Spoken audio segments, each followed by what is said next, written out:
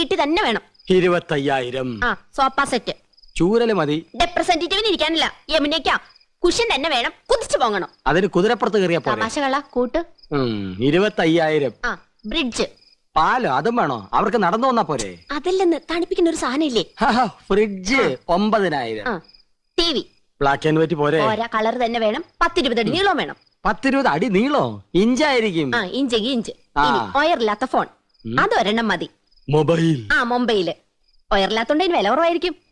ഇനി അയ്യോ, ഇനി മടക്കല്ലേ, ഒടിഞ്ഞു. തൽക്കാലം ഇത്രയൊക്കെ മതി. മതി. ഇനി ഇതിന് പണം ഉണ്ടാക്കാനുള്ള വകുപ്പും കൂടി പറഞ്ഞു തന്നെ. മൊത്തം പണം കൈ വെച്ചോണ്ടാണോ എല്ലാരും ഇതൊക്കെ മേടിക്കുന്നത്? ഇൻവെസ്റ്റ്മെന്റ് വാങ്ങണം. ഇൻസ്റ്റാൾമെന്റ്. അതെങ്കിൽ അത് അങ്ങനെ ആവുമ്പോ മാസം തോറും ഈസി ആയിട്ട് അടയ്ക്കാം. അല്ലെങ്കിൽ കടം വാങ്ങണം, പലിശ കൊടുക്കണമെന്നല്ലേ ഉള്ളൂ. എന്താ മുൻഷി പരമേശ്വരൻ പിള്ളയുടെ മകനെ കടം കിട്ടില്ലെന്നുണ്ടോ? നോക്ക്, നിസ്സാരമായിട്ട് തള്ളരുത്. ഇത് നമ്മുടെ പ്രസ്റ്റീജ് ഷൂസാ. എന്തു പറയണ്?